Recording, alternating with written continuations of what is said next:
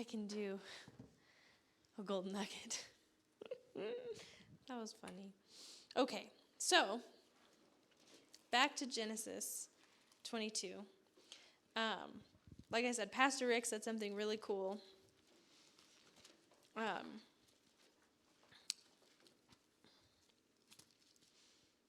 About this earlier, and I was like, yes, that's right.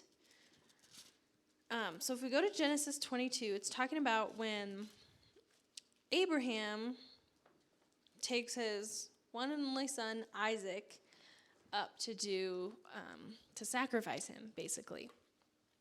But it's really, so let's just read it, because this is really cool. So, So Genesis 22, verse 1, now it came to pass after these things that God tested Abraham and said to him, Abraham, and he said, here I am. Then he said, take now your only son Isaac, whom you love, and go to the land of Moriah and offer him there as a burnt offering on one of the mountains of which I shall tell you. Okay. And verse 3, this is, I keep doing that, I'm so sorry.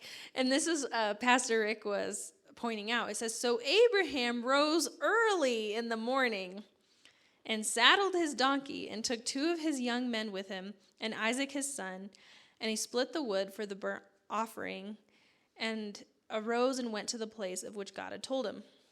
Now, if you thought you were going to kill your son, would you rise early in the morning to go do it? Absolutely not. So the whole point of this is that the entire time, Abraham knew he wasn't going to lose his son. Abraham knew how faithful God was and that he is who he says he is. Amen? That he is good. And that if he was going to have children and descendants, as many as the stars in the sky and the grains of sand on the earth, right?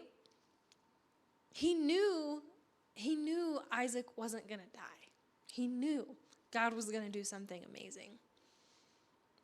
That's why he rose early in the morning. All right, Lord, sure. He just totally and completely trusted the Lord. Amen. And how many times does God ask us to do something? He's not asking us to kill our offspring, right? But how many times are we totally engulfed by fear? And are like, whoo, Lord, I don't think I can let go of that relationship. Whoo, Lord, I don't think I can move here. Ooh, I don't think I can make friends with this person. Right? But we just have to know, we have to believe. Right? I believe it's Hebrews that says we need to believe that God is and that he is a rewarder of those who diligently seek him. That's it. That's what faith is. Believing that God is and that he is a rewarder of those who diligently seek him. God will never tell you or ask you to do something that doesn't end in wonder and amazingness. Amen? It may sound kind of weird, may not all make sense to our natural mind, but man, is it going to be good.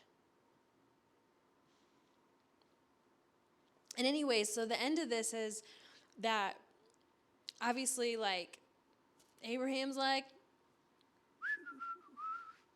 all right, Isaac, come here, boy. And like I said, okay, he's not a dog, he's a son. But anyways, he's like, but Father, if you read on, he said in verse 7, he says, my father. And Abraham said, here I am. Then Isaac said, look, the fire and the wood, but where is the lamb for a burnt offering? And in verse 8, Abraham said, my son, God will provide for himself the lamb for the burnt offering. God knew, but also Abraham knew God would provide. He knew. There was no question. Or if there was, he totally put that thought captive. Right?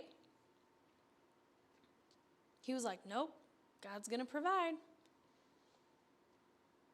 How awesome is that? So, sorry, this thing is in my way. Anyways, so my nugget to you, sorry, this is turning into a message, but my nugget to you is just bask in and be in awe of how good God is and how wonderful he is and how there is just nothing impossible for him.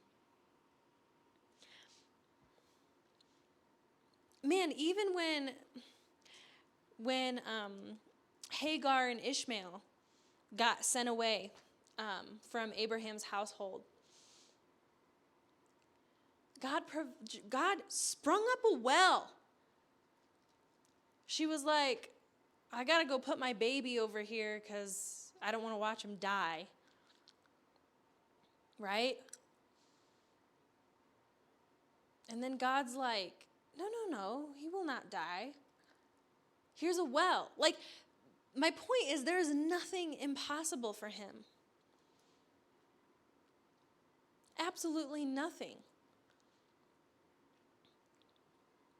If everything just falls in a pit and we're without water, God can spring up a well. You know what I mean? So why, anyways, he's so amazing. He's thought of everything. He hasn't forgotten a hair on your head. How many of us lose hair every day? God keeps track of that, literally. As soon as he knows every hair that falls out, and he has not forgotten any detail of your lives, any single detail. And he's not just going to come through. He's going to come through. Does that make sense? He's not just going to get you by bare minimum. He is going to come through.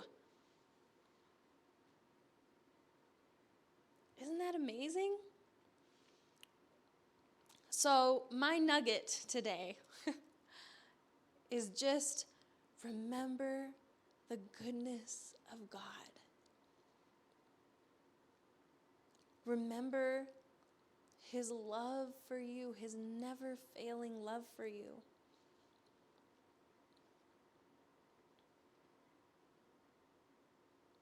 Okay, I feel like I'm supposed to share this. Just a side note. A lot of times, there's people out there who are just like, I want to get married, I want to get married, I want to get married. I want a boyfriend, I want a girlfriend, I want a boyfriend, I want a girlfriend. And then the Lord's like, no, just chill. And they're like, but what if this, and I just need it, and what if it never happens, and I'm 22 years old, chill out. I'm 16 years old, I should have a boyfriend or girlfriend by now. Anyways, that's besides the point. I will circle back to this on Valentine's Day. But anyways, sticking with this, when you surrender those types of things to the Lord, he will do it, and he will make it so much more amazing than you ever thought was possible. He will provide a relationship in his perfect timing that will be healthy and that won't end in craziness. Do you know what I'm talking about? So it's just things like that. Like everything in life, really, but I don't even want to say especially the big things, but especially the big things. Just trust him. Bask in his goodness and his faithfulness. He will provide a lamb. He will provide whatever sacrifice you think you have to make is nothing in comparison to what God has for you on the other side. Amen. It's going to be so good.